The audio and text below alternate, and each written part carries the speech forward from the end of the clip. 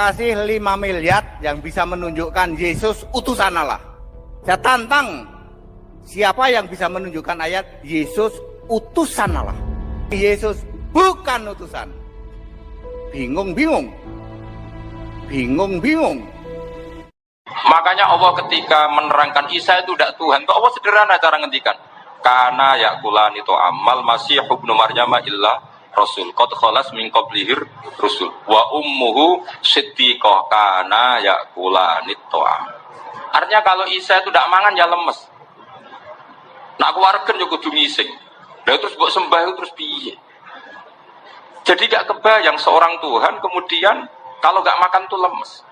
Berarti statusnya Isa apa? Orang yang lemes kalau tidak makan. Terus kamu Tuhan kan? Aneh kan?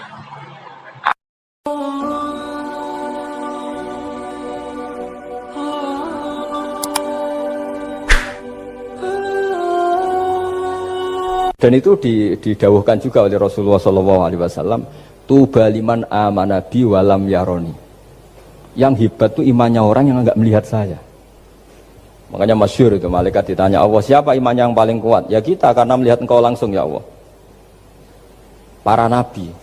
Terus tapi yang dari sekian pertanyaan itu jawab sama, yang paling ajaib adalah umat-umat Muhammad di akhir zaman, enggak menangi nabinya, juga enggak pernah lihat surga neraka, tapi iman sama saya. Dan mereka punya cara untuk imannya itu berkualitas sama dengan kamu para malaikat. Ya diantaranya dengan cara logika tadi yang saya utarakan tadi. Am khuliqu min ghairi syai'in am humul khaliqun. Kalau alam raya ini wujud, maka penyebabnya harus sesuatu yang wujud. Masa sesuatu yang enggak wujud menyebabkan yang wujud. Kalau angka 10 ada, 1 juta ada, pasti dimulai angka 1. Makanya nisbatusnaini wal arba'ah ila ma la nihayatalaha, itu semuanya nisbatul far'i ilal asli. Semua angka berapapun jumlahnya itu binisbat ilal wahid adalah nisbatul far'i ilal asli. Itu cara-cara, makanya tadi kajian ilmu itu tidak ada habis-habis. Makanya perasaan saya itu kemungkinan orang Islam jadi ateis itu kecil, Pak Fatullah. Saya punya kitab, ini saya ulang lagi, kitab calon wali. Kenapa saya sering cerita wali? Kalau di kampus itu kan orang inginnya ya jadi dekan, jadi rektor atau jadi menteri lah kira-kira gitu. Kalau di pesantren orang itu cita-citanya satu, ingin jadi wali. Ya supaya majelis ini barokah, saya tidak perlu cerita dunia kampus. Kalau ceritakan corong Jawa nguyai segoro lah. Bongso keinginan gitu kan tidak selera saya, juga ada dunia saya. Supaya sampai dapat ilmu ya saya cerita dunia. Itu kitab, saya punya kitab calon wali lah kira-kira. Atau wali sudah wali top. Namanya kitab Tasbihul Fuad, karangannya Sayyid Abdul Al-Haddad. Itu beliau cerita, di antara ceritanya itu unik. Kata beliau begini. Saya itu tidak khawatir orang Islam jadi murtad, apalagi jadi ateis. Karena kalimat la ilaha illallah itu sahlatun qaribah, kalimat yang mudah sekali. Sehingga saya tidak khawatir orang Islam yang ketemu orang ateis, ketemu orang macam-macam, asal diajari kalimat ini secara benar. Terus beliau cerita, yang saya takut tuh mereka masalah perempuan dan harta. Kalau iman kayaknya enggak. Singkat cerita yaitu di kitab seperti itu. Singkat cerita saya ketemu banyak orang yang kuliah di McGill atau kuliah di Amerika, di Jerman, mungkin di Norwegia, di mana-mana, di Australia, dan ketemu teman-teman yang di Korea Selatan juga. Mereka itu orang kebanyakan yang nyuwun sewu enggak keluarga kiai, tapi mereka enggak ada yang enggak tetap iman. Ketika saya tanya, kenapa Anda tetap iman? Padahal ada beberapa negara yang lebih stabil, lebih makmur dibanding negara yang mengklaim sebagai negara Islam. Itu cara berpikir ya sederhana. Enggak lah Gus, kayaknya kok Tuhan kok ada tanggal lahirnya? Enggak lah, kayaknya yang namanya Tuhan tuh ya awal lah. Masa pencipta langit bumi dituhani orang yang lahirnya di bumi, kayak enggak lah kayaknya. Jadi ya berpikir sederhana. Padahal ya kurang ajarnya Masya Allah. Anak ini ya dugem ya macam-macam, tapi kalau ditanya disuruh yang lain enggak mau dia. Enggak lah, kayaknya yang benar tetap Islam. Karena kalimat ini, yaitu tadi eksistensi Tuhan, tadi eksistensi Allah itu la ilaha illallah itu kalimatun sahlah, kalimatun qaribah, kalimah yang begitu mudah difahami. Kenapa mudah difahami? Misalnya kita ngaji, Tuhan itu siapa? Yang menciptakan langit dan bumi. Dengan misalnya perbandingan Tuhan itu siapa? Yang lahir di bumi tahun sekian. Enak mana cara kita menerima itu? Kan keren yang menciptakan langit dan bumi. Tuhan itu siapa? Yang ada sebelum langit dan bumi. Dengan misalnya Tuhan adalah yang lahir di bumi. Keren mana ya? Nah, bayangkan kalau kita punya Tuhan Fir'aun. Sudah mati jadi tontonan kan, terus wah gak keren maksudnya punya Tuhan kok seperti itu. Nah ini yang katanya Syekh Abdul Haddad, kalimat ini sahlatun qaribah. Sehingga kalimat ini pula yang kita dilatih, la ilaha illallah kalimatu haqqin 'alaiha nahya wa 'alaiha namut wa 'alaiha nub'ats atau wa biha nub'atsu insyaallah taala minal aminin. Nah, saya sebetulnya tadi datang itu tidak ingin menjelaskan ini, tapi tadi kata Pak Fathul Wahid, ilmu itu kalau dikaji tambah hari tambah mudah, karena perangkat untuk menemukan bulan itu misalnya nggak rata itu gampang sekali. Pakai teori pemandangan ya bisa, pakai teori gambar juga bisa. Kalau teori pemandangan tadi, kalau kita bisa melihat mobil 2 meter masih kelihatan 2 meter, itu dengan jarak berapa masih orisinil seperti itu. Tambah jauh, tambah tidak kelihatan, tambah jauh, tambah. Nah ternyata setelah 5 kilo misalnya tidak kelihatan, berarti untuk jumlah 2 meter hilang per 5 kilo. Nah berarti kalau bulan masih kelihatan segitu, berarti jarak kita dan bulan kira-kira sekian ribu kilo. Itu bisa dihitung, itu tambah teknologi. Makanya sebetulnya teknologi itu nyumbang itu nggak sampai 30%. Yang paling banyak ya sains tadi, pengetahuan itu yang kayak tadi orang menemukan pesawat, itu kontribusi terbesar tetap pengetahuan. Misalnya pesawat dari bahan ini kalau kecepatan sekian kena angin pecah enggak, tetap pengetahuan yang menopang itu. Teknologi kan paling mengantar supaya pesawat kecepatan sekian didorong mesin sekian dengan apa begitu. Nah pesantren seperti kita ya, saya ini dididik Mbah Mun, dididik bapak saya, buyut-buyut saya, kiai, itu sekali alim, yang alim betulan, itu ya alim betul. Ya karena memang yang repot nih yang agak-agak dukun itu ya ribet itu. Penting rambutnya gondrong, terus terkenal gak pernah mandi, terus nanti ada orang tertentu tertarik minta doa, ini yang ribet ini, susah ini sertifikasinya susah ini karena. Tapi kalau kita ini di pesantren yang coro sertifikasinya jelas. Jadi berani jadi Gus harus bisa baca Mu'in gitu, berani jadi Kiai harus bisa baca Wahab. Aturan mainnya jelas kalau di ini. Yang repot tuh yang sebagian itu aturan mainnya tidak jelas. Terus promosinya itu pernah datangi menteri loh, pernah datangi, wah ya ribet kalau ukuran keren tuh didatangi apa? Menteri atau pejabat. Saya teruskan ya, karena ilmu itu harus menyelamatkan kita sampai di depan Allah Subhanahu wa Ta'ala. Nah, ketika kita menyifati Allah itu az-zahir, zat yang begitu jelas. Itu kalau kita kan kok begitu jelas padahal nggak bisa dilihat, terus kita sendiri tidak pernah melihat. Tapi eksistensi Tuhan sebagai Tuhan, yaitu al-wajibil wujud, itu jelas sekali karena nggak mungkin suatu yang wujud diciptakan oleh yang tidak wujud. Kenapa harus awal? Masa pencipta datangnya terlambat? Terus juga harus bakok itu abadi atau al-akhir kalau dalam bahasa Quran. Masa zat yang superior kemudian kalah sama yang diciptakan? Berarti nanti ada kekuatan besar yang mengalahkan Tuhan. Ya kan ya aneh, kekuatan ini dalam kendalinya kemudian Allah kalah kan tidak mungkin. Makanya disebut al-akhir. Allah pasti tidak ada yang mengalahkan. Terus diantaranya lagi disebut qiyamuhu binafsihi. Kalau dalam bahasa Quran disebut al-qayyum, zat yang berdiri sendiri. Gak boleh Tuhan butuh yang lain. Kalau butuh yang lain berarti bergantung pada yang lain, dan nggak usah jadi Tuhan lah kalau masih butuh yang lain. Sehingga karena kekuatan ini, saya ulang lagi, karena kekuatan ini, ketika anak-anak mahasiswa kuliah di Jerman atau di Swiss, di negara-negara yang lebih bahagia ketimbang negara yang mayoritas Muslim, itu mungkin mereka tertarik sama sistem negara itu karena ada jaminan sosial ini. Tapi nggak pernah tertarik sama Tuhannya negara itu, karena dihitung-hitung tadi Tuhannya mesti keren kita gitu. Jadi, nah ini cerita ke saya Abdul Haddad. Kata saya Abdul Haddad, kamu tidak usah khawatir lah umat Islam murtad atau jadi ateis gitu. Karena penjelasan tauhid Islam itu begitu jelas. Jadi by design manusia itu pasti nerima tauhid kira-kira gitu. Jadi ini pentingnya adz-dzahir. Jadi Allah itu begitu apa? Jelas. Tapi Allah juga mensifati dirinya al-batin. Nah, al-batin itu gak mudah dikenali. Kenapa? Karena tubuh kita desainnya ini profan, tubuh kita tidak sempurna, rentan. Nah, tentu sesuatu yang tidak sempurna ini tidak bisa melihat zat yang super apa? Sempurna. Kita bisa rusak sementara Allah tidak. Nah karena alasannya tubuh kita ini didesain untuk rusak, maka di surga itu keyakinan para ulama orang bisa melihat Allah karena desain tubuhnya sudah dirubah dari desain profan menjadi keabadian. Sehingga di sini terus ada kelayakan melihat. Itu pun tetap min ghairi kaifin walan hisorin, tetap ya bisa melihat, tapi corong Jawa itu keceluk melihat tapi tidak sampai faham. Karena bagaimanapun Allah itu la tudrikul absar wa huwa yudrikul absar. Bagaimanapun Allah itu laisa kamitslihi syai'un, tidak ada padanannya. Jadi makanya Allah punya sisi adz-dzahir bisa dikenali sekali. Kenapa? Ya tadi nisbatus naini wal arba'ah ila ma la nihayata laha itu nisbatul far'i ilal asli. Saya punya kitab Pak Fathul Wahid, diajar Mbah Mun dulu, kitab Al-Husunul Hamidiyah. Itu yang ngarang itu ya kayak kelihatan ngawur, tapi ngawurnya orang alim. Jadi di situ ada gambar, gambarnya itu nggak jelas. Mungkin penangarangnya juga nggak bisa gambar kayaknya.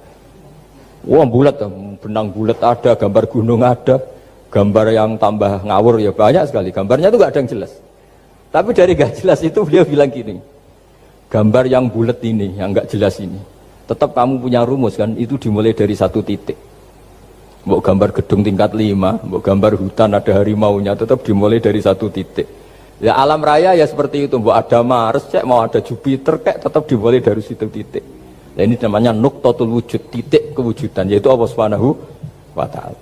Sehingga ketika kita ngaji, ketika di pesantren dulu, penjelasannya adalah Al-Quran maknanya dipadatkan di Fatihah, Fatihah dipadatkan di Bismillah, katanya Bismillah dipadatkan di titiknya ba.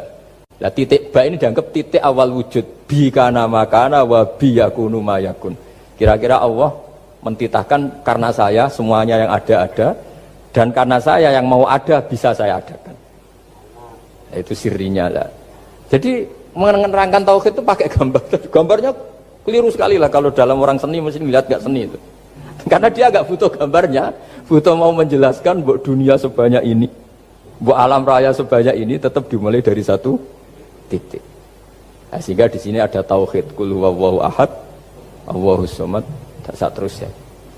Nah, saya mohon lewat penjelasan ini ya, baik orang yang ahli teknik maupun ahli medis, ahli apa saja, tolong latihlah memberi penjelasan yang mudah sehingga agama ini mudah dicerna. Sehingga kalau ini dijelaskan cara mudah beragama itu jadi gampang. Makanya ciri utama agamanya orang-orang baik itu satu, man radiya billahi robba. Radiya itu seneng banget. Kenapa seneng banget? Karena memang agama ini nyaman, indah. Jadi datang dengan kebenaran yang mudah dicerna. Coba kalau agama ini datang dengan cara misalnya gini, kamu harus menuhankan ini, dan kita tahu itu lahirnya di bumi, kan ada yang ganjel. Kok Tuhan sama buminya dulu, buminya ini gimana ini? Kan pusing. Buat Anda profesor nggak bisa jawab itu.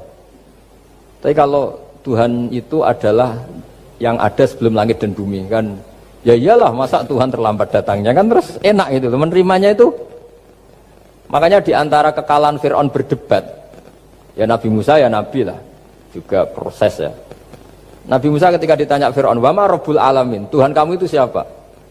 Jawabnya Nabi Musa, Rabbus samawati wal ardi, yang menuhani langit dan bumi. Itu Fir'aun masih bisa ngeles. Saya jalan-jalan kemana-mana, yang dituhankan saya, berarti yang Tuhan ya saya dong. Ma'alim tulakum min ilahin apa? Ghairi, kata Fir'aun. Soal Tuhan kamu di langit, begini kata Fir'aun. Haman dipanggil, Haman bikinkan piramida yang paling tinggi, saya ingin melihat Tuhannya Musa. Musa bingung kan?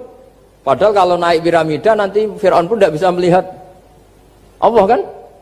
Wong yang Nabi yang kiai aja gak bisa melihat, apalagi Fir'aun. Padahal celakanya ketika dia tidak melihat Allah, dia akan mengatakan Allah itu tidak ada, ribet kan?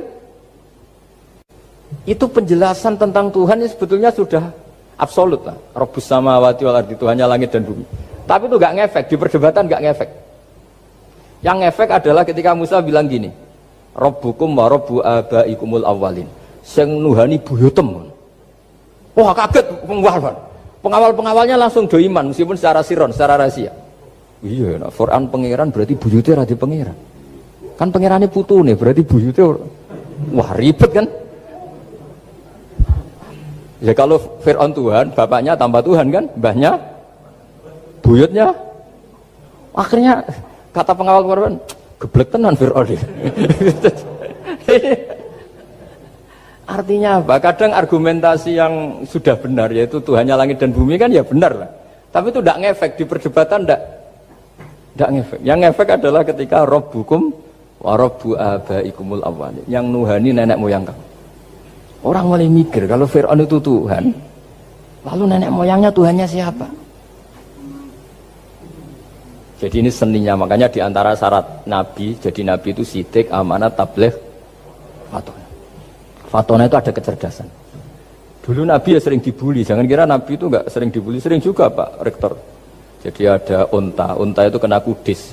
Kudis itu ya jenis penyakit menular lah. Nabi dengan teori tawakalnya, Nabi itu punya dua teori, kadang pakai teori tawakalnya, kadang pakai teori preventif. Makanya Nabi pernah ngendikan kalau ada penyakit menular di situ, kamu jangan di situ. Itu pakai teori preventif. Tapi kadang Nabi pakai teori tawakal. Nabi menghentikan la adwa wala tiarut. Tidak ada penyakit menular. Terus orang-orang yang ya usil lah kira-kira gitu.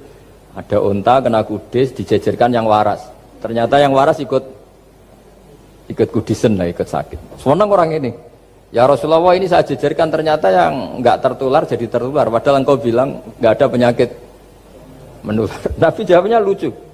Faman a'dal awwala, kalau yang pertama ini tertular siapa?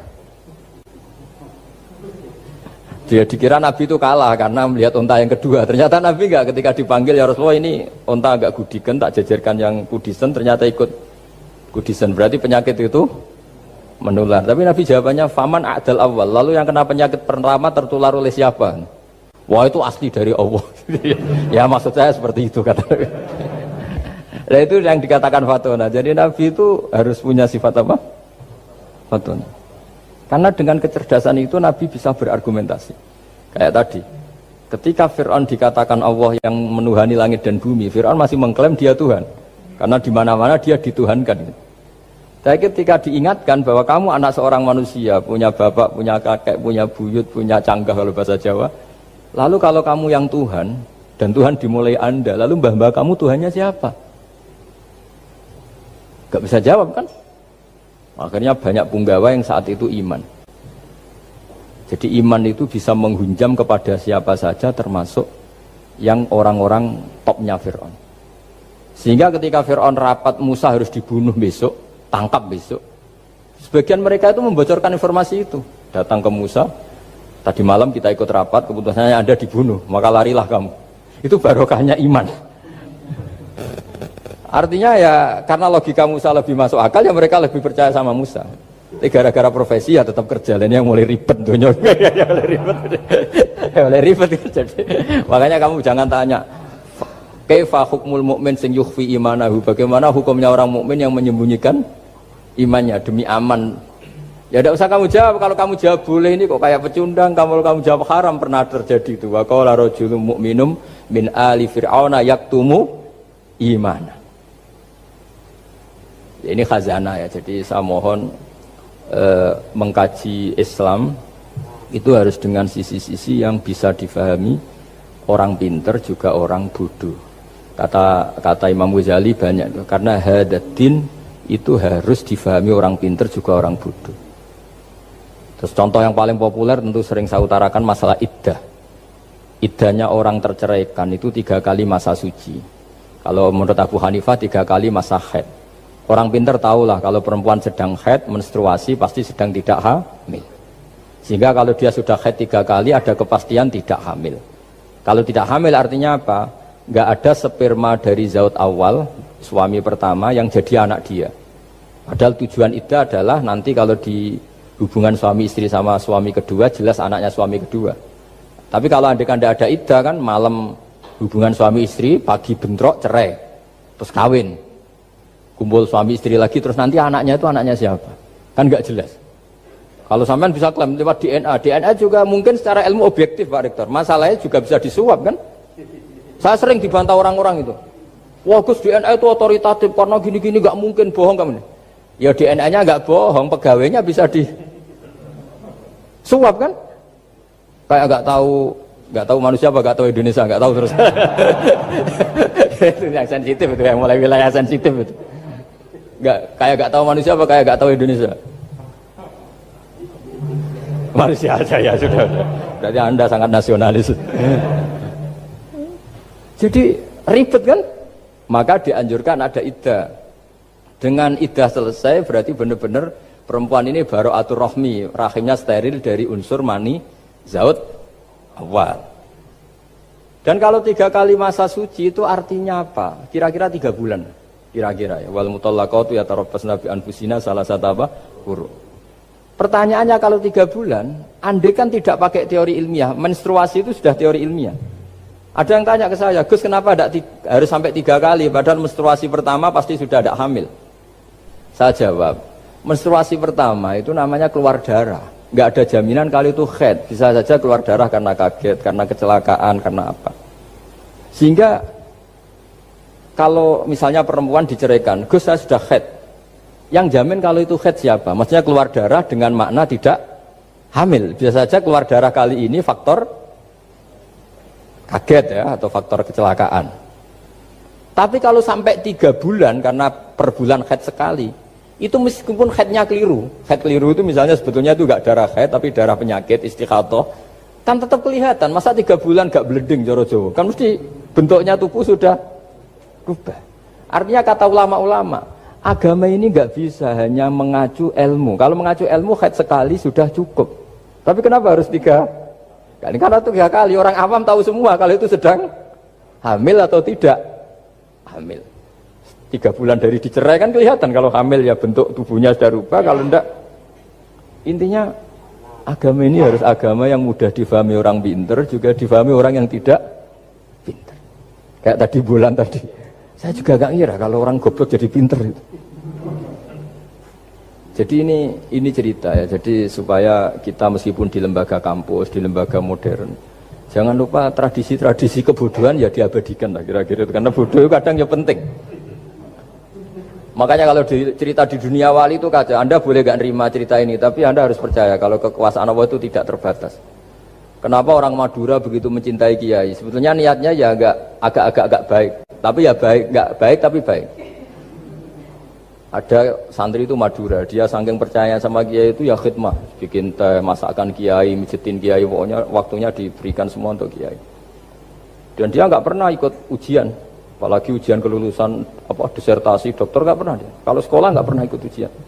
Sudah ya saya ridho jadi orang bodoh, sementing ikut jenengan. Suatu saat orang ini mati, kiainya tuh pusing, waduh mati. Nah, ini di dalam alam mimpi itu, kamu boleh nggak percaya, nggak wajib percaya memang. Ini kan ada akidah, jadi tidak wajib percaya. Ditanya sama malaikat, Marabbuka, Tuhan kamu siapa? Jawabannya lucu, malaikat kamu itu gimana? Di mana-mana tanya sama orang pinter, orang bodoh kok kamu tanya? Pusing kan malaikatnya. Di mana-mana namanya tanya, itu ya sama orang pinter. Masa orang bodoh ditanya? Yang bener aja kamu. Makanya bodoh ini ya senjata. Makanya ini kita kalau pinter ya alhamdulillah, kalau bodoh ya alhamdulillah kan. Bodoh itu penting. Kalau negara ini tidak makmur, yang disalahkan mesti para rektor. Gunanya apa ada rektor kalau nggak solusi bagi bangsa ini? Orang bodoh pasti nggak disalahkan kan? Nanti kalau ada hisab, kenapa Indonesia carut marut? Yang dipanggil Allah itu menteri, rektor, pasti itu. Apa kontribusi Anda sebagai orang pinter, sebagai profesor, sebagai orang bodoh aman? Santai, nggak kena panggilan kan? Karena Anda harus bertanggung jawab. Akhirnya terus malaikat tanya, lalu yang pinter siapa? Yang di atas itu, kiainya yang nalkin itu, yang di atas itu. Walhasil kiainya itu karena wali itu dengar. Ya boleh cung bodoh kok terus nganti wis mati. bodoh kok kamu bawa sampai mati. Jadi kadang orang bodoh itu ya pinter tadi. Malaikat tuh kamu tuh gimana? Di mana-mana tanya itu ya sama orang pinter. Orang bodoh kok kamu tanya. Ya ribet kan kalau sudah ketemu seperti itu. Nah, Nabi juga sering ngalami dialek sama orang bodoh. Kadang Nabi yang ngalah, kadang logikanya orang bodoh itu lebih gampang. Itu ada orang pencari dop itu semacam kayak biawak ya. Tapi tidak biawak, kayak semacam biawak. Itu ketemu Nabi, kamu tahu kalau saya ini Rasulullah? Tidak tahu ya. Ya kamu harus iman kalau saya ini Rasulullah. Hatta yu'mina laka hadad dhabban. Ya kalau hewan ini iman sama kamu ya saya iman.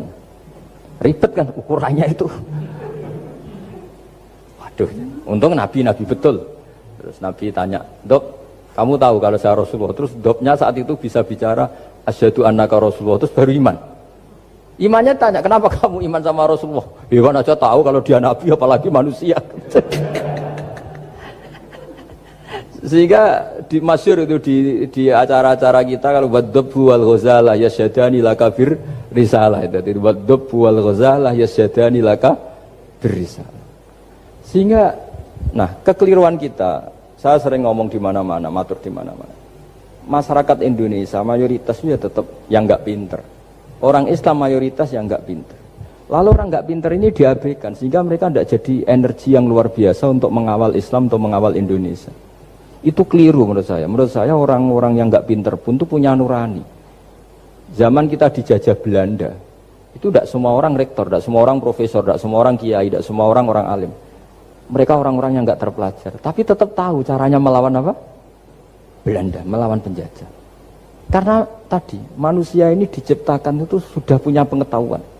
Seperti mukadimah dibaca Pak Rektor, Iqra wa rabbukal akram alladzi 'allama bil qalam 'allamal insana ma lam ya alam. Jadi bawaan manusia itu akan tahu untuk sesuatu yang perlu diketahui meskipun dia orang bodoh.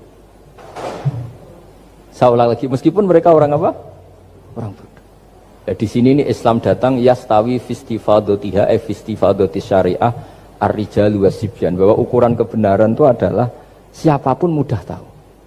Bahwa angka 2, angka 3, angka 5 itu adalah far'ul wahid, cabang dari angka 1. Fal aslu huwal wahid, yang asli adalah angka 1. Dan 1 ini harus 1. 0, itu ditemukan untuk setelah ada angka 1. Jangan keliru kamu. Tanpa ada angka 1 tidak ada 0, 0, ada gunanya kalau ada 01. Misalnya ada orang bilang, tapi kan ada 0,5, tetap saja harus ada angka 1. Nggak bisa. Kamu bayangkan 0,5 kan karena ada 1. Artinya apa? Kamu bilang separuh dari 1, tapi itu pun karena sudah ditemukan aljabar. Makanya kalau dalam matematika Arab, mungkin di sini banyak orang eksak. Kalau matematika Arab itu mudah sekali, Pak. Orang Arab itu nggak mau bilang 2,5.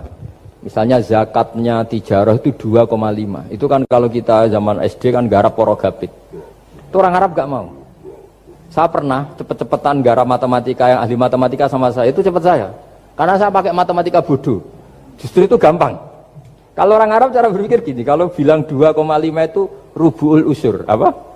Rubu'ul usur. Dari rubu'ul usur gini, 1/4 dari 1/10. Jadi misalnya 100 1/10-nya berapa? 10. Setelah 10, 1/4-nya berapa? 2,5. Jadi bertahap, rubu'ul usur.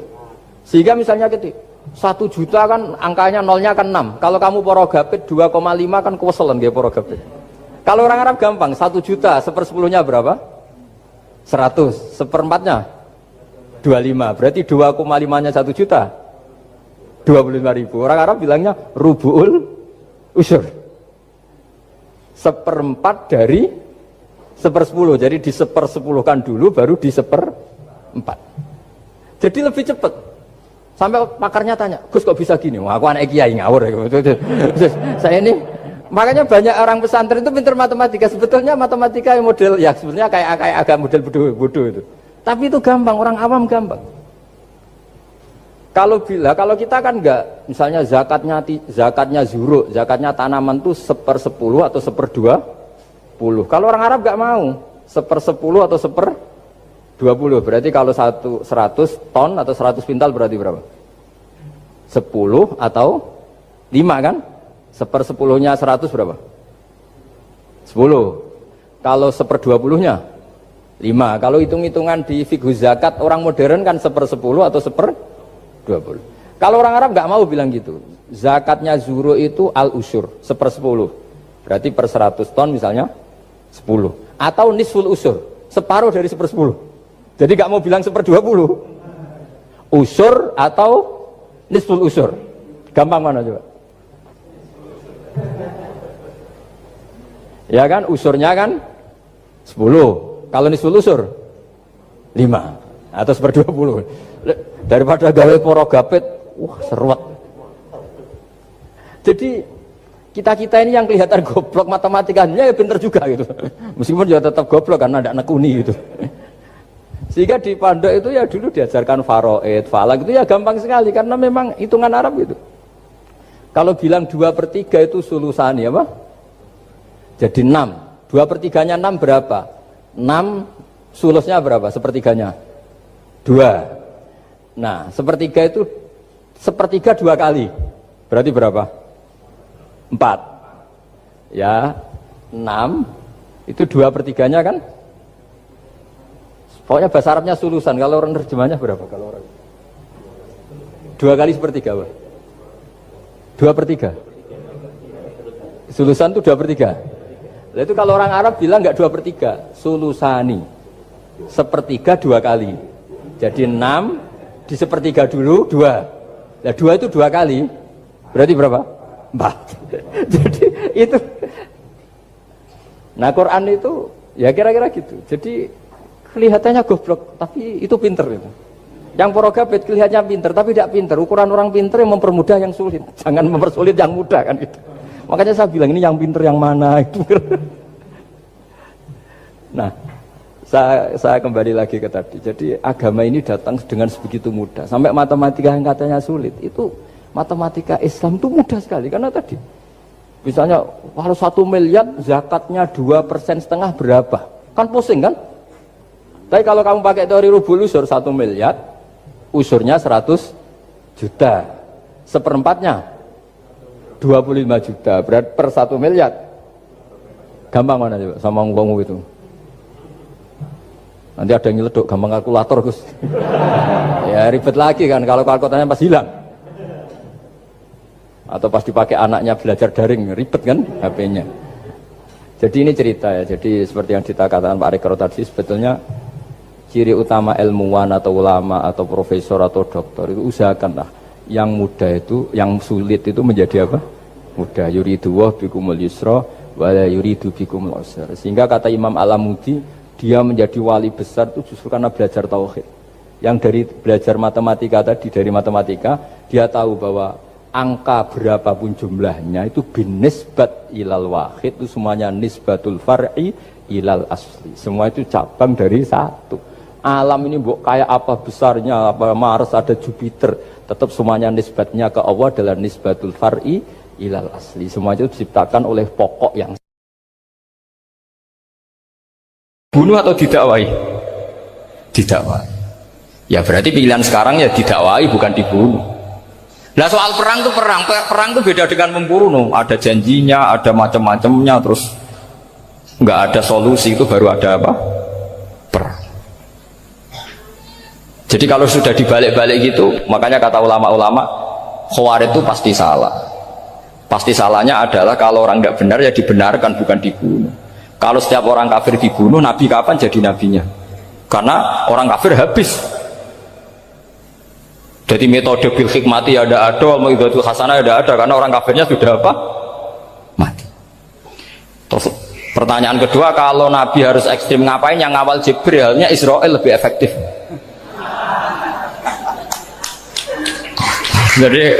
Jadi kalau sama-sama ingin ekstrim, Nabi itu nggak usah dikawal Jibril, kan tidak efektif kan? Harusnya yang ngawal itu siapa? Israel. Kan nggak repot kan?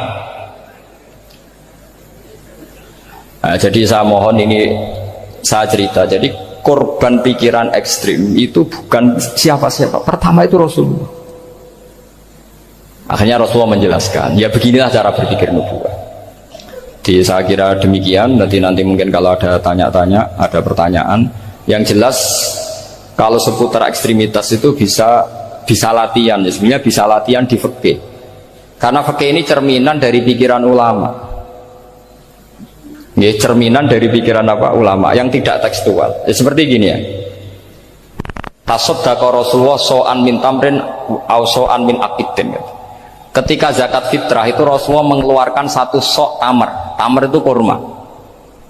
Kalau menurut tekstual berarti zakat fitrah harus pakai kurma. Tapi semua ulama sedunia mengatakan kuti ahlil balad. Artinya dalam konteks Indonesia ya pakai apa? Beras. Berarti kata tamar diganti kut. Diganti apa? Kut. Jadi orang itu jangan diajak goblok bareng. Masa Nabi ngendikan tamar harus apa? Tamar. Makanya saya pernah debat.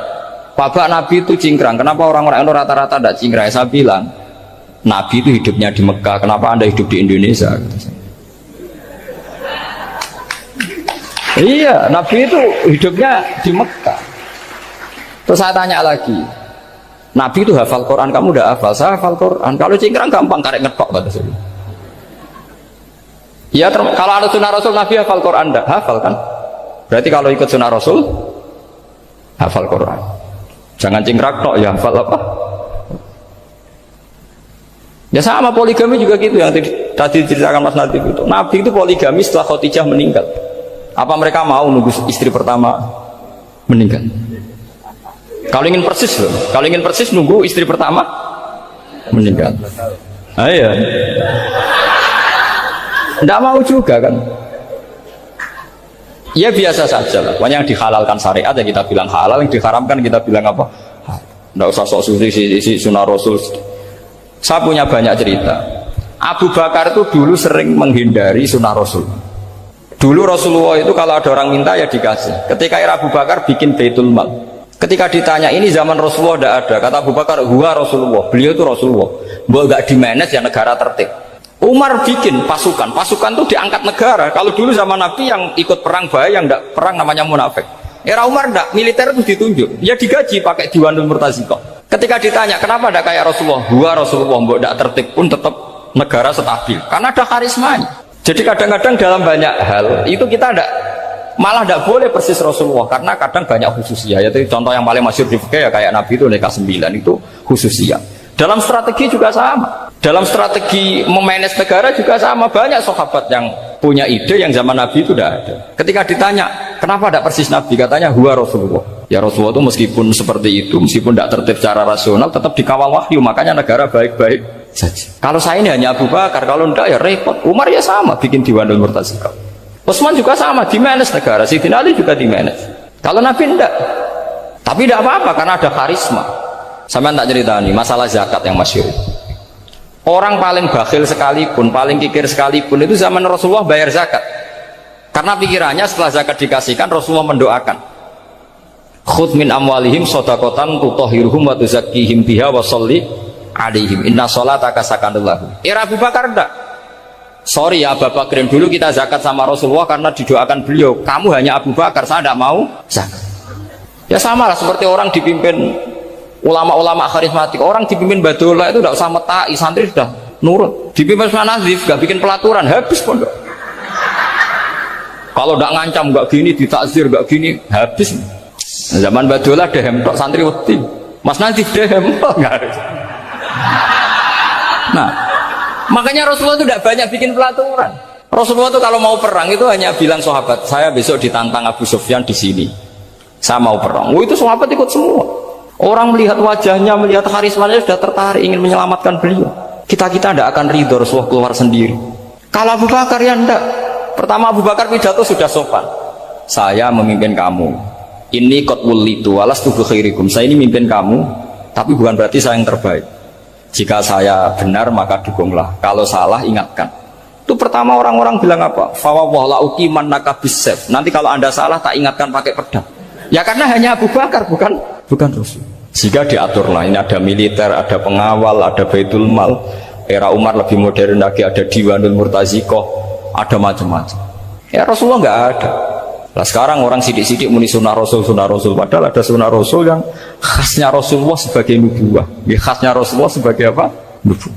Coba Nabi itu istrinya 9, semuanya cerita tentang tahajudnya Nabi, witirnya Nabi. Apa kira-kira Mas Nadif kalau punya istri 4 ceritanya tentang tahajudnya Mas Nadif? Tentang perkasaan. Kan enggak? Nah, jadi saya mohon, sebetulnya pikiran-pikiran ekstrim itu karena enggak mau belajar. Enggak mau belajar. Kalau mau belajar itu kata Imam Ghazali itu dalam kitab Imla, Al-Imla fi Iskalatil Ikhya itu. Fal ma'ani awsa'u minal ibarat. Yang namanya ma'ani itu awsa'u apa? Minal ibarat. Jadi yang fal ma'ani awsa'u minal ibarat. Jadi yang namanya makna itu lebih luas minal apa? Ibarat. Nah, ini contoh yang paling nyata ya Sayyidina Ali. Ketika Sayyidina Ali perang sama Muawiyah, itu Sayyidina Ali bilang sebaiknya Muawiyah kirim delegasi mediator. Saya juga kirim mediator. Terus orang-orang Khawarij karena tadi tekstual. Mahada ya Ali. Ini apa ya Ali? Lam yujad fi kitabillah. Aturan mediator itu tidak ada di Quran. Bahwa kalau kita perang harus ada mediator itu tidak ada. Terus Sayyidina Ali baca ayat wa in khiftum shiqaqa bainihima fab'atsu hakaman min ahli wa hakaman min ahliya. Jika lelaki dan perempuan, suami istri terjadi shiqaq, terjadi konflik, maka suami kirim satu mediator, yang pihak perempuan juga kirim mediator. Terus Sayyidina Ali ngendikan wa amru Muhammad a'zamu min amri rajulin wa imra'atin. Urusan umat Muhammad lebih serius ketimbang urusan hanya sekedar suami dan istri. Maka kita butuh hakam, butuh mediator. Baru 4.000 orang Khawarij tobat mengikuti pikirannya Sayyidina Ali yang tidak tekstual. Sama seperti zaman Rasulullah.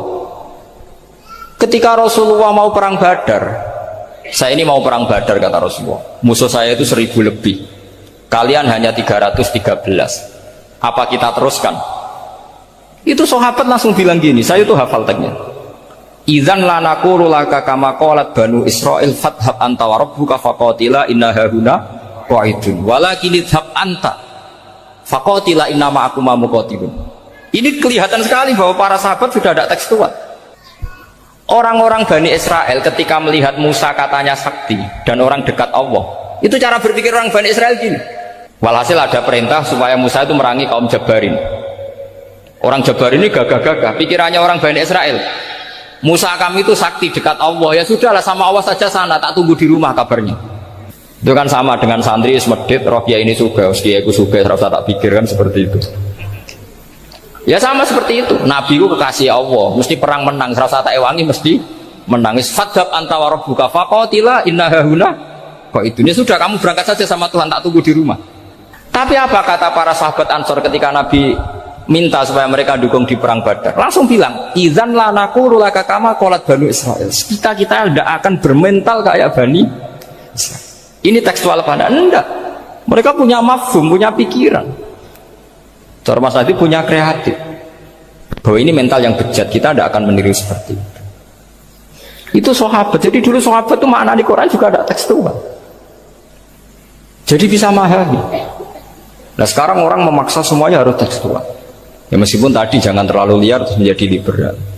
Tapi saya tidak tahu kalau contohnya Mas Adi tadi pakai kondom, sistem kondom, tidak tahu itu pikirannya Jil apa Mas Adi, tidak tahu saya itu tidak tahu. Kok sampai sembeling itu saya tidak tahu. Kok lagi juga kalau tidak bisa nyontohkan yang di luar itu, saya itu ya tidak tahu. Mulai dulu ilmunya seperti itu terus ya tidak tahu lagi. Jadi mulai dulu zaman Nabi pun itu sudah ada pikiran-pikiran seperti itu. Jadi tekstual atau harfiah itu ya enggak. Nyatanya sahabat langsung bilang idzan la naqulu laka kama qalat banu Israil. Ad-dinu yusrun wala yusyadha hadatina ahadun illa ghalabahu. Yasiru wala tu'assiru basyiru wala tunaffiru. Makanya kita usah sok suci, hidup itu gak ada pilihan.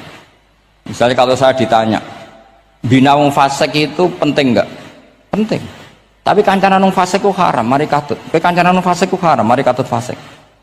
Ti ngembarno wong fasik umat Rasulullah ya haram, umat Nabi kok mbarno.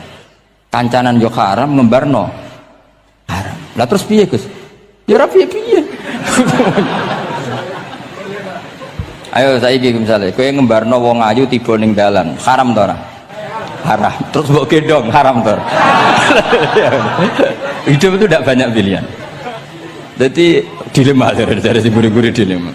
Makanya apa ya seperti itu istafti qalbak, takokno atimu. Motive nulung iku nulung apa sahabat? Ya sudah seperti nggak ada pilihan. Motivem kancanan wong fasik iku mergo enak kancanan wong fasik. Delok dangdut pantes apa ya pantes. Apa motifmu didik?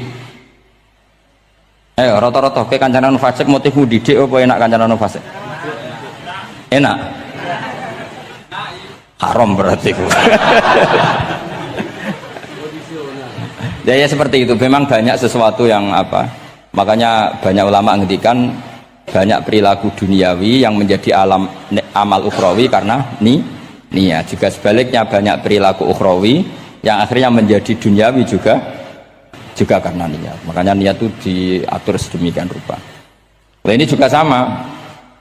Duduk tasahud akhir. Ayo, duduknya dulu, duduk tasahud baca sholawat. Itu satu paket. Makanya al-at-tase wal asir wal hadi asar at-tasahud wa qu'uduhu wa sholat ala nabi sallallahu alaihi wasallam. Fatasahudu mengkoti tasahud wa qu'uduhu lan lungguh tasahud. In aqobahuma lamun ana sing maca akibah tapi sami nggih. Lamun mungkasi utawa nyusuli huma ing tasahud lan qu'ud apa salamun salam. Iku ruknani berarti rukun karone. Jadi tasahud yang diakhiri salam itu berstatus rukun. Berarti tasahud awal berstatus sunnat karena tidak diakhiri salam. Jadi nak wonten tiyang traweh kok 4 rakaat langsung salam itu nggak bisa dikatakan batal karena statusnya tasawuf awal nopo sunnat. Yeah. Tapi kalau taraweh itu sudah monggo kalau taraweh itu sudah menjadi alamiah, jadi biasanya ulama berdebatnya begini, ini dengerinnya. Kata taraweh itu alamiah apa implementasi dari qiyamul lail? Ayo jawab. Terawih itu alamiah apa implementasi dari Qiyamul Ramadan? Kalau kamu katakan Qiyamul Ramadan, maka ada orang terawih langsung 4 rakaat tanpa tasahud awal, harus kamu katakan sah karena tasahud awal berstatus sunnat.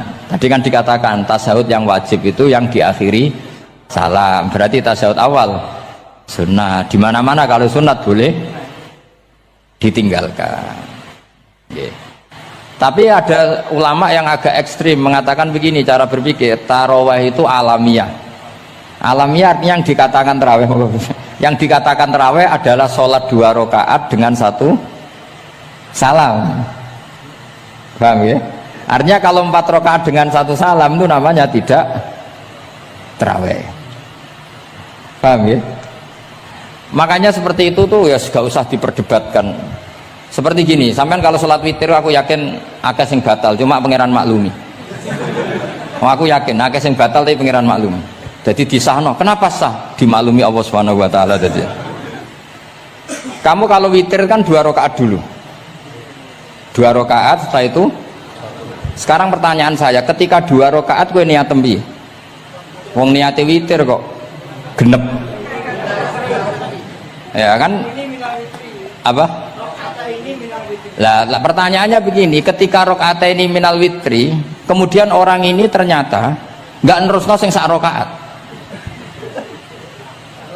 itu sah sebagai witir apa sholat biasa?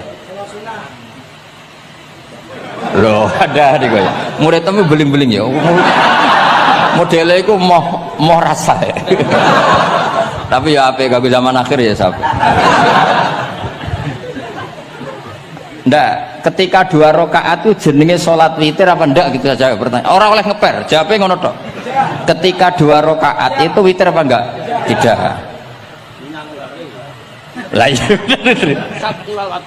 Lah ya ikut paket witir. Berarti niatnya sampean gini, ya Allah saya sholat 2 rakaat, ini paket witir loh Gusti. Makanya shollu sunnatan rakaat ini minal witri. Jadi seperti itu kan bingung kita. Nah sekarang begini, ndak ini latihan fikih karena saya pengajar fikih. Kalau ada orang sholat, ya saya ulang lagi ya. Ada orang misalnya begini, ada orang sholat, terus sarungnya itu pas sampai dengkul, sampai lutut. Kalau dia rukuk pasti jengking pupune ketok. Iku batale ngenteni wis rukuk apa mulai pertama batal? Enggak jawab betul. Apa? Ketika rukuk apa mulai berdiri sudah batal? Ketika rukuk awas eling-eling ya. Ndak ini undian berhadiah. Itu di Asbawan Nadhair itu ada pertanyaan gini, lalu yang dikatakan sholat itu apa? Yang dikatakan sholat adalah satu akwalun wa af'alun muftatahatun bitakbir muhtatamatun. Nah lalu ketika dia rukuk itu batal, batal yang batal apanya itu Pak? Wong dia belum berbentuk sholat. Berbentuk sholat itu kan kalau sudah absolut sampai salah. Yang batal itu apanya? Wong sholatnya erong kasil lah. Bingung tuh sampai mesti. Jadi makanya pertanyaannya itu apa ya, fikih itu kadang ya sudah seperti itu, memang angel. Makanya kalau kamu melihat perempuan itu di takrib itu, melihat perempuan yang ajnabiyah itu haram kecuali untuk sekian hal, termasuk muamalah. Terus ngopi dianggap muamalah, repot. Sekarang pertanyaannya, kamu ngopi demi melihat apa melihat untuk ngopi? Nggak, jawab. Dan anak niatnya ngopi, mestinya kan brewok lah ya di ngopi ini kan gitu. Cek bakule brewok, cek bakule kumisen, kopi enak. Nah kira-kira agak haram itu mesti begini. Saya sama Habib Ali jalan ke Jakarta terus ngantuk ngopi. Kebetulan bakule ayu, insya Allah halal karena orang niat. Nak sampean kan gak apal. Oh sing pojok kono wae. Wah itu mesti haram itu, tak jamin itu. Goblok ngopi kok ning kene ning kono wae. Kalau saya sama Habib Ali enggak. Jadi ya mlaku-mlaku ngantuk ngopi. Kebetulan bakule ayu. Ya terus mungkinnya wong soleh ya cepet ya, ini bahaya ini. Nah pas umat soleh ya gitu, kalau nggak pas wah cocok ya. Lah mulai ngomong cocok itu masalah kan. Makanya pertanyaannya itu yang halal itu nazar li taklim apa taklim li nazar? Apa? Nazar mbol kowe sing muni. Jadi itu masalah-masalah fikih memang. Makanya kalau berteman orang fasik itu hati-hati ya. Kalau itu kamu lihat umatur Rasulullah Sallallahu Alaihi Wasallam yang perlu kamu selamatkan, yang perlu kamu bina, jenenge tarbiyatul fasik, membina orang fasik. Tapi kalau kamu memang bermental fasik, ini namanya mualah, berkawan sama orang fasik. Itu hukumnya langsung rubah. Kalau mualah ya haram, kalau tarbiyah sunnat atau bahkan wajib. Lan takok bedane piye Gus? Ya takok awakmu. Ya sudah seperti itu, nggak ada jawabannya sudah. Sengko nang akhirat fa yunabbiukum bima kuntum ta'malun. Sengko apa piyambak sing apa menghisab. Mun kula terusno nggih. Wa illa fasunnatani. Wa illam yaqib huma salamun fasunnatani. Terus ini aturan pokok fikih sebenarnya wa kaifa ada jaza. Sebetulnya aturan duduk itu enggak ada. Kamu duduk gaya apa saja itu sah. Wa kaifa adalan hali kaya apa lungguh sapa wong jaza mengko wenang apa ikilah kuut. Terus tenggene lungguh teng napa? Tasawuf akhir misalnya kue silo ya sah, gaya lungguh apa sah. Meskipun ya rada kurang ajar mau salat arang-arang wae kok. Tapi secara hukum sah. Jadi misalnya wonten wong desa terus kadang tasawuf akhiru sikile rada mlekang, kadang wis pokoke wa kaifa ada jasa. Jadi pentingnya ngaji ngeten iki paling gak nglahirno husnudzon bahwa aturan duduk itu gak ada. Misalnya aja mentang-mentang sampean khusuk lungguhe bener terus nek ana lungguh rontok metintang sithik wah iki gak sah. Gak tau ngaji. Kowe sing ora tau ngaji maca wa kaifa ada jaza. Aneh-aneh. Kowe sing ora tau ngaji wa kaifa ada jaza. Enak ora tau ngaji malah nuduh. Iso wae sing lungguhe ora bener ku wali malah lara kowe. Meskipun agak-agak ya ora. Wali kok lungguhe ngono. Tapi nak misalnya wali tenan kualat sampean. Wa kaifa ada jaza. Terus hukum itu penting. Sehingga kalau sampean haji tenggene Mekah niku salat itu mau macam-macam. Kula sing nganti saiki iskal tapi wis ora iso protes niku lho, Beb. Wong kuat ngadeg gawa kursi nak salat kok lungguh. Nak teng Indonesia wong salat lungguh ora ngentosi bener-bener lemah. Ning Arab gak kuat gawa kursi. Salate lungguh. Engko nak ngarep iku sofa kosong, kursine digawa. Ya lungguh meneh. Batinku lungguh kursi ngalor idul kuat kok salate. Nak teng Jawa iku anggere ngape mati cek salat ngadeg. Kursi nenteng. Jadi ya kalau mboten ngerti nih. Ada lagi yang orang Arab, mungkin Arab Bedui. Itu kalau ada yang nelpon, itu teleponnya dijupuk. Jap solim. Kalau aku dong ditakoi, Gus iku madzhab apa? Aduh, mbaya ketoke madzhab goblok. Apa disalahno iku wong Arab? Wong Arab. Ora disalahno iku. Akhirnya debat. Sol iku pirang huruf? Ya telu nak cara nahwu nggih. Sot, lame sitok kan tasdid berarti telu. Telu wis batal lho. Batal. Pas ya. Yo kok pas. Seru wepet. Serepot-repot. Sementing sampean ngerti ya, terus salat itu wa kaifa ada jasa. Terus ngerti ngaten iki niati ben husnudzon mbek umat Rasulullah sallallahu alaihi wasallam. Nah sampean gak ngerti ilmu iku gampang suudzon. Lungguh kok ngono ning dinggon salat tasyahud akhir lungguhe yo ngene.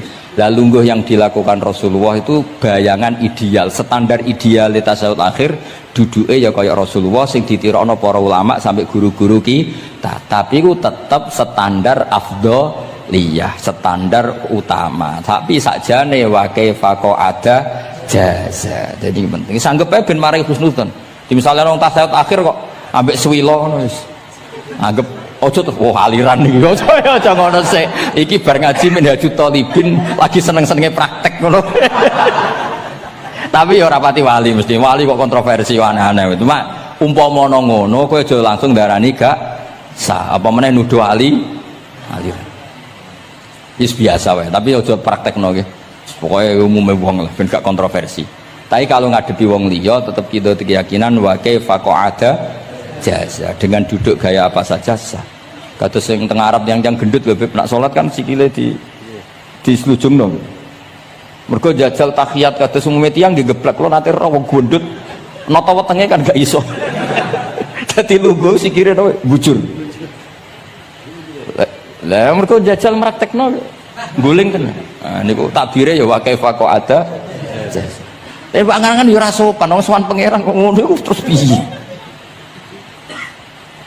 Lah ya Pak, ini baru kayak ngaji gitu. Terus wong niku ben gampang husnudzon ambek umat Rasulullah sallallahu alaihi wasallam. Mergi kita tuh gak mungkin bayangno donya ideal ora mungkin. Kok jeneng roh tiyang tawaf ngono semua macam-macam. Coba misalnya buat nanten pendapat Imam Malik sing darani batale wudu nyuwun sewu lamsu maknane jima. Madzhabi Abdul bin Abbas. Lah sampean tawaf ya mesti rasah, mesti kedemek wong wedok. Kedemeke wong ayu-ayu, kadang kowe ya gelem tenan. Lha itu satu-satunya solusi kayak kita intikal napa? Mazhab. Oh, tetep ra iso ora kedemek. Wis aku ora ganteng lah tetep kedemek. Niat khusyuk gitu tetep kedemek. Apa meneh awale wis rapati khusyuk. Lho kok iso wong khusyuke kedemek. Kula nate tawaf pas haji, kula haji tahun 2012 nomor 13. Bar tawaf beb niku tok sak iku entuk bojone wong ya. Jadi dekne nyongko aku bojone dicekeli pundakku. Wong tawaf wong lanang kan ngomong kan dari belakang kan sama semua. Bareng terakhir didelok, lho jebule ora. Piye gitu. Lah aku ya ora krasa lagi usul pangeran coba. Aku coba bayangno kok sampeyan terus krasa. Wah ngenyek wong niku ngenyek wong niku. Mboten kula pas iku intenan eling pangeran tenan gak krasa ora sing nyekel. Pas niku lho bos sak teruse ra rokoe pas iku. Mergo iku beb tawaf kula nu setengah 3 esuk. Ya sak fase-faseke wong nak yamono wae eling pangeran to beb dadi pas khusuk-khusuk. Nganti ana wong nyekel iku gak kerasa. Bareng bar tawaf lho jebule wong wedok bojone wong. Wah matane wong. Mulane Quran nak ngelingno kita iku napa? Faman farada fihinnal hajja fala rafasa wala fusuqa wala jidala fil hajj. Jadi potensi fasik ku malah pas haji. Fil haji fi ku ing dalem. Lah kok mboten sebuti teng Arab niku wong nak mboten haji ku wajahe ditutup nganggo cadar. Tapi nak pas ihram malah wajah wajib dibuka. Iku wis mari uji nyali tok. Kalau nate dikonco khusuk tenan nggih, khusuk alim. Niku nate di kesempatan ngambung Hajar Aswad. Pas sampe ngambung, pas entuk detik ngambung, pas ana wong Turki wayu pas ngambung. Niku cerita teng kula, cara tak terusno Gus. Iku ora kena Hajar Aswad. Kena pipine cah wedok niku. Lho pangeran niku kok iso detiknya sama tuh. Pas sampe ngambung, pas posisi Turki yo, wayu Gus. Lha iku wong alim eling ayune, ora eling Hajar Aswad. Rezeki mulane Hajar Aswad itu ngenes, mulane jare Hajar Aswad aku iku dhisik putih gara-gara dosane Bani Adam dadi reg. Mane kata yang haji nangis kan termasuk niku nyesal deh jebule wong sing rayu bojone tok wong nundune wayu kabeh. Sing bagian niku maksudnya. Dadi jan repot. Pangeran niku nguji ngoten faman farada fihinnal hajja fala rafasa wala fusuqa wala jidala fil hajj. Bener nak salat. Sak fasek-faseke wong pas salat iku mesti warung lanang-lanang. Salate ning masjid ngarepe wong lanang, pinggire wong lanang. Haji mboten. Masjid Haram, masjid paling suci sak dunya, tapi itu uji nyali tenan. Kalau di konco haji beb tiang Magelang khusyuk sak pol. Selawase ra tau salat jejer cawe wedok. Niku salat jejer cawe wedok sing disuci itu cawe wedok. Nangis betul. Lah kula rapati khusyuk ya ora nangis biasa wae. Nangis. Lho sampean es musim haji beb kan kredit. Jadi kanan kirine wedok, ning ngarepe wedok. Dekne sujud gelem ra gelem kudu ning bokonge cawe wedok. Sing ning cerita-cerita kitab lho, nak haji hujud ku ning bokong. Lha iku tebakan bokonge wedok. Nangis. Gus kula niku tiyang Magelang, sak urip-urip kula ora tau jejer wong wedok. Wong khusuk. Katoke bakat dadi wali, katoke wong khusuk. Nangis bar haji. Gus kula napa hajine mboten ditampi kok nate ngalami sujud. Aku piye ben ngandani wong khusuk bingung kok ngandani wong khusuk. Ngongkon istighfar ndekne ra salah wong kepeksa. Ngongkon nikmati wong khusuk kok tak kon nikmati. Lho cara sing takok sampean. Aku meni gayamu. Jawabnya gampang, cara sing takok sampean jawabnya gampang nggih piye? Paling gayamu apa? Iki sing takok wong khusuk. Yakin sing takok sampean ngono gayamu. Sing takok niku tiyang khusuk mek nangis tenan nyesel. Memang haji itu unik, makanya Allah ngikatkan fala rafatha wala fusuqa wala jidalu fil had ing dalem pas nglakoni. Mencen uji. Jidal kaya ngoten. Ana wis mari muring-muring. Wis niat khusyuk, niat sabar bebe. Ono wis sing marai muring-muring. Memang ujian betul. Lho kula nek kecelok wong gak gampang muring-muring. Wis terkenal lah nek kula seneng guyon ra gampang muring-muring. Nate badhe niku beb. Romyu tanggal 11. Umume haji Indonesia rak koblas zawal. Melok beb teng rombongan tiyang niku. Wareng tok Mina wonge diding-diding. Iki ajaran napa Romyu kok koblas zawal? Nabi ku ora tahu. Romyu koblas zawal. Nabi mesti Romyu ba'da zawal. Ngamuk-ngamuk. Sakjane kula niku mboten mutawif, kula mboten kaji gaet, mboten kaji tenan nganggo dhuwit. Nak gaet diamuk wajib meneng ya. Engko iso di PHK nak. Akhire kula ngomong ngene. Akhire kula dijono Pak Bak sampe sing ngadepi. Ya Nabi ora tau Romyo qoblas zawal tapi ora tau ngamuk-ngamuk koyo kowe ya. Mangkel. Lah ya Nabi ora tau Romyo qoblas zawal tapi ora tau ngamuk-ngamuk koyo kowe ya. Repot. Akhirnya aku wah jari kaji oleh jidal wah akhirnya iya bodoh jidal raiso Kang pemene ngajak bojo wis geger tok kalau di konco ngajak bojo ya sing kancane sitok ngajak bojo wong Jogja nah bojo sitok niku isu-isu gekno teh sing lanang isu-isu gekno teh kopi sing di bojo ora gawekno teh wong wedok apike ngono maksudnya jawabe sing wedok lha piye ijolan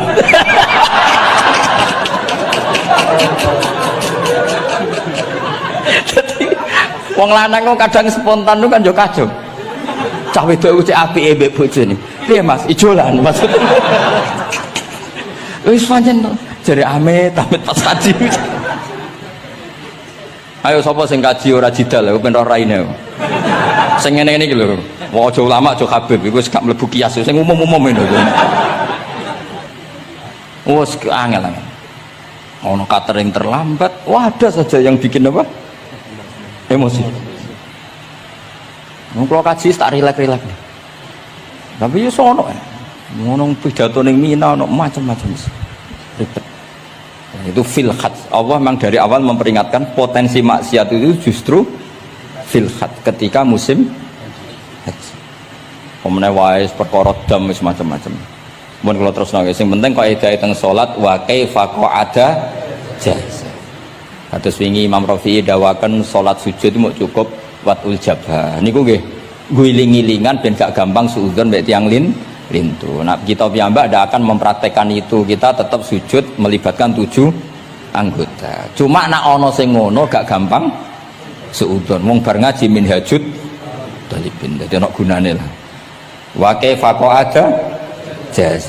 Jadi duduk dengan gaya apa saja berstatus sah. Ya, duduk dengan gaya apa saja berstatus sah. Tapi saya ulang lagi, tentu kita tidak mempraktekkan itu. Kita duduk tasahud awal dari para guru, tasahud sani dari para guru. Cuma status hukum wa kaifa qa'ada jaza, dengan duduk gaya apa saja sah. Karena kita tidak pernah tahu. Ana wong duduke mingkrang jebule mbok salahno, mbok takokno jebule udunan kan ya ora roh. Salat kok modele ngono iku model apa? Jebule wonge napa? Udunen utawa wonge bar digi panjen sikile ra iso ditekuk. Bareng mbok amuk. Salat kok ujug-ujug bar gipan lho gipan. Kan ndak pernah tahu, makanya ini butuh perangkat hukum. Jadi wong alim butuh itu khazanah hukum supaya agama ini luas. Ad-dinu yusrun wala yusyadahadatina ahadun illa ghalabahu. Yassiru wala tu'assiru, basyiru wala tunaffiru. Mun kula terusno. Wa yusannu lan den sunatno fil awali ing dalam tasawuf awal apa al-iftirasu lugo iftiras. Mun sampean ngerti niku. Fa yajlisu ala ka'bi yusrahu wa yansibu yumnahu wa yadau atrafa asabihi lil qiblah. Wa fil akhir at-tawarruku wa kal iftiras lakin yukhriju yusrahu min jihati yamini wa yulsiku warikahu bil ardi. Ini ora usah diterangno nggih karena apa? Ya sudah pokoknya seperti yang sampean praktekkan itu yang tasawuf awal jenenge apa? Iftiras, yang tasawuf tsani jenenge tawarruk. Ora usah diterangno malah dimaknani malah bingung sama. Wal asah yaftarisul masbuk wasahi. Nah, meskipun imam itu tasawuf akhir, masbuk tetap bergaya tasawuf awal karena masbuk tidak diakhiri salam karena dia nanti berdiri lagi. Nah, kalau sedikit mau cerita masbuk bahwa agama ini proses. Ya saya ulang lagi, agama ini proses. Dulu para sahabat itu kayak cacilik Kudus, kayak cacilik Indonesia.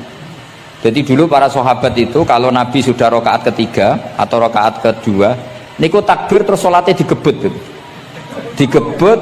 Wis kayak cacilik-cilik kita cilik kan orang imam wis rakaat ketiga kayak takbir ngebut. Nah, engkau bar ngebut nganti bar. Jadi imam rakaat ketiga kita tahu-tahu rakaat ketiga mergo nyelip. Engkau imamnya salam ya melok salam. Itu kecerdasan itu tuh pinter. Dulu zaman sahabat ya gitu, agar Nabi rakaat ketiga sahabat datang takbir ngebut sampai rakaatnya sama dengan Nabi, Nabi salam terus ikut. Nah ditakoki Nabi wis pirang rakaat jong? Nggih 4 rakaat. Lah oke karo kok 4 rakaat nggih ngebut Nabi. Itu dulu gitu. Sampai ada Mu'ad bin Jabal, makanya disebut di antara spesialis fikih itu Mu'ad bin Jabal, ketika beliau karek sama Nabi, beliau ngikuti Nabi, kemudian Nabi setelah salam beliau menambahkan rakaat yang kurang. Terus semenjak itu udah di syariat kalau untuk masbuk ngikuti imam, setelah imam salam menambahkan rakaat yang ditinggalkan. Terus dibakukan sampai sekarang. Dulu enggak seperti itu. Dulu sholat ya kenalan, jenengan dalemnya pundi. Oh, dia mau tengah-tengah sholat. Jejer wong ora kenal. Jenengan tiang putih buat nate ngertos kula tiang mriki. Nggih ngoten riyen. Nggih. Sahabat yang pun terpelajar ora roh nak ngono iku batal sholat. Sampai setelah sholat Rasulullah sallallahu alaihi wasallam matur, inna hadhi sholat munajah. Sholat itu munajat dong ya. Nak omong-omongan mbek pangeran ae ora usah mbek Bani Adam. Akhirnya semenjak itu sholat ngomong mbek Bani Adam hukumnya batal. Sebelum itu ya enggak. Nah, makanya agama ini proses. Sehingga fiqhud dakwah itu harus dihidupkan. Sekarang enggak orang langsung pakai fiqhul ahkam. Akhirnya umat ini melayu. Harusnya yang dimulai fiqhud dakwah. Jadi dulu Nabi berkali-kali kecewa mbek umat itu, tapi Nabi ngempet karena prosesnya fiqhud dakwah. Lho nate wonten tiyang niku nyuwun sewu, ijek di penggawean maling. Sowan Nabi di wis masyhur. Nabi mau ngangkat dia cong kowe salat. Ada sahabat yang nyuwun sewu rontok usul ning Nabi. Ya Rasulullah, dia punya penyakit sering maling. Kenapa ndak kamu larang supaya tidak maling? Nabi jawab ngeten. Sayanha huma yaqul. Nah dekne kok salate wis bener ditampa pangeran kok mari-mari di. Itu termasuk yang diperkuat oleh ceritanya Habib Zain bin Semit dalam kitab Al-Manhajus Sawi. Ada orang preman agak suka malak orang gitu, tapi nak sholat tenan, tapi ya malak.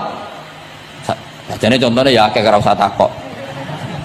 Ya fase ku macam-macam, preman ono ngegeng delok wedok ono delok dangdutan terus ono macam-macam. Tapi nak sholat khusyuk. Ada seorang wali yang mangkele iku gunane apa kowe sholat wong ijek fasik. Jawab orang tadi, saya masih hafal kalimatnya yang diceritakan Habib Zain. Ada'u lisulhi maudian. Saya tetap ingin ada alasan saya berdamai dengan Allah. Jadi aku nak pas maksiat itu kan hubungan saya dengan Allah kurang baik. Maka saya tetap akan menjaga 1-2 perilaku saya yang saya menjaga perdamaian dengan Allah. Istilahnya dalam bahasa Arab ada'u lisulhi maudian. Saya tetap punya sisi musolahah berdamai dengan Allah. Sehingga suatu saat mungkin Allah pas ridho, sholatnya dia makbulah, kemudian dia jadi wali. Makanya kita ini nggak pernah tahu Allah ridho pas kita apa, juga nggak pernah tahu Allah benci pas kita apa. Sehingga raiso sampean muni apa gunane kaji nek ijek kelakuane ngono, apa gunane ngaji Minhajul Thalibin iki ora usah ngono. Saya pas sampean ngaji, pas ra paham, terus ridho mek kodok kodar. Wah diridani pangeran, wong kondang tenan, wong ra paham kok ridho mek kodok kodar. Sing paham ujug, wong goblok kabeh sing pinter aku tok. Waduh, nyoro lek kula nang ngono. Jadi kita tidak pernah tahu Allah itu meletakkan ridhonya di mana, meletakkan sukhtunya di mana. Wonten orang Hawariyin dalam cerita Ihya. Orang Hawariyin itu orang-orang hebat, wali-walinya Allah, pengikut Nabi Isa. Ono preman liwat. Si preman ini spontan melihat orang-orang soleh itu tertarik, langsung ikut gabung. Saya ulang lagi, langsung ikut. Si wali di antara Hawariyin ini ada yang risih. Aku terkenal wali kok jejer preman, risih deh. Maka si wali tadi mempercepat jalannya karena risih jejer nama preman. Sing preman dari awal memperlambat jalannya karena dia bilang misli saya seperti saya nggak layak berjejer dengan orang soleh. Intinya si preman menjaga kesopanan, si wali memelihara keangkuhan. Jadi si preman dari awal dia nggak sudah merendahkan jalannya karena nggak ingin sejajar. Si walinya tambah banter karena ingin nggak jejer. Allah saat itu juga menfirmankan ke Nabi Isa karena masih zaman nubuah, Isa liyas ta'nifa al amala, dua orang ini memulai amal dari nol. Wali ini tak hapus semua amalnya, preman ini tak hapus semua dosanya, semuanya nol. Yang satu untuk barokahnya adab, yang satu untuk afatnya ujub. Jadi mulane dadi kiai koyo kula yo repot, nek ketemu fase kok repot. Ape kancanan kok diamuk sampean rontok garis keras ngene iki. Gus kok kancanan wong fasik. Ape ra kancanan kok nang ujub. Mulane kula ora jelas ya perkara niku mboten tak dudono. Kenapa Gus Bak sikape ra jelas? Ya bawaane wong alim ora jelas, bocah kok kandhane angel. Dadi bawaane wong alim ora jelas. Tapi ora jelas e wau karena ape kancanan wong fasik engko kancanan wong fasik kok dadi syariat ya ndak mungkin. Sok suci ya ora. Makanya didawakan Allah laisa laka minal amri syai'un au yatuba alaihim au wa'ad. Jadi wong fasik potensi ini di sepuro pangeran tapi ya potensi disiksa pangeran. Nah delok potensi di sepuro kita oleh ngancani, nah delok potensi disiksa kita ora oleh. Masalahnya kita tidak tahu. Nggih, masalahnya kita tidak tahu. Delok tengene cerita-cerita wali. Wong sowan Sunan Bonang iku nggawa gula salam templek ra mesti dadi wali. Kali Jogo sing kenali lewat begal dadi wali. Kali Jogo kenal Sunan Bonang pertama itu mergo napa? Begal. Kenalane wae lewat begal. Tapi malah dadi wali. Suraka kenal Nabi ku perkara ape bacok. Mergo dekne ku ana sayembara sing iso nyekel Muhammad, ya tentu dijangkar wong sing ngomong wong kafir, sing iso nyekel Muhammad. Mulane dadi kiai ku bingung. Nak nyeritakno tarikh kok nyebut Rasulullah kan gak mungkin wong kafir kok kayak sayembara sing nyekel Rasulullah sallallahu alaihi wasallam dikei hadiah. Ya mosok wong kafir kok sayembarane muni apa? Sing nyekel Rasulullah sallallahu alaihi wasallam tak kei hadiah. Sing bacok Muhammad Rasulullah sallallahu alaihi wasallam tak kei hadiah kan mboten mungkin wong kafir kok muni ngono. Sing kiai sing bingung sing nyeritakno kiai apa muni? Sing nyekel Muhammad tak kei dhuwit. Muni Muhammad kan sekadung ra kulino wong. Cara sampean dadi kiai ya milih ndi? Nyeritakno omongane wong kafir. Milih. Mulane kula kadang kiai ora di pilihan bahasa. Mergo mulane Imam Suyuti sopan-sopane wong tapi namune Iqra ya Muhammad. Mergo iku satu-satunya kesempatan jangkar Kanjeng Nabi. Kan sing dawuh Allah Iqra. Lah mesti Iqra ya Muhammad. Mergo Allah sing dawuh ning Kanjeng. Tapi nak kita ning Kanjeng Nabi kan gak mungkin muni ya Muhammad. Sekamane ana sayembara, sapa sing iso nyekel Muhammad tak kei unta 100. Suraka tertarik ikut. Tapi barokah iku, barokah kesalahan itu malah roh mukjizat Rasulullah sallallahu alaihi wasallam. Ketika pe baca napa? Ambis, sampai ping 3. Iki awalnya salah, niatnya salah, tapi pangeran ngersakno untuk hidayat. Barokah salah iku mukjizate Rasulullah sallallahu alaihi wasallam. Ya ora roh donya iku ora roh. Ana wong saleh sak labah, amen jamaah sampai diarani hamamatul masjid. Tapi ceritanya seperti itu akhirnya semalane donga ya muqallibal qulub tsabit qalbi ala dini. Kita tidak pernah tahu. Ya sudah seperti itu. Paham ya? Tapi ya kita tentu ngikuti syariat wa kullun muyassarun lima khuliqalah. Mohon kula terusno. Qultu al asoh ad-dhammu. Terus sing donga sing diwaca teng tasyahud nggih kula waca bismillahirrahmanirrahim. Qultu ala sah wa anna Muhammad Rasulullah sabata fi sahih Muslim wa alam wa aqallu salat ala Nabi sallallahu alaihi wasallam Allahumma sholli ala Muhammad wa ali wa ziyadah ila Hamidum Majid tumeka maring Hamidum Majid. Berarti kata sita napa Allahumma sholli ala sayyidina Muhammad wa ala ali sayyidina Muhammad kama shollaita ala sayyidina Ibrahim wa ala ali sayyidina Ibrahim terus sampai fil alamina innaka Hamidum Majid. Dan ini sebagai penutup kula badhe cerita kula gadah kitab namine Hasyatut Turmusi. Hasyatut Tarmasi atau Turmusi ini karangannya Syekh Mahfud Termas. Beliau adalah murid Sayyid Abi Bakar apa? Syato Sohibul Li'ana. Terus guru dari Basim Asyari. Beliau teman dekatnya Habib mbahnya Habib Anis. Berarti Anis bin Alwi bin Ali. Jadi temannya Sohibu Simtidurar. Itu beliau cerita tahiyat itu adalah perwujudan dari dialognya Allah kalian Kanjeng Nabi. Terus ketika Kanjeng Nabi dugi Sidratil Muntaha, ya, ketika dugi napa? Sidratil Muntaha, Nabi maos napa? At-tahiyatul mubarakatus sholawatut thayyibatu lillah. Mun Nabi mandek terus dijawab kalian Allah, assalamu alaika ayyuhan nabiyyu wa rahmatullahi wa barakatuh. Allah mandek. Terus Kanjeng Nabi niku mboten kepengin saking senenge teng umate bahwa kebahagiaan itu hanya untuk beliau saking sayangnya teng umatnya. Terus ditambahi assalamu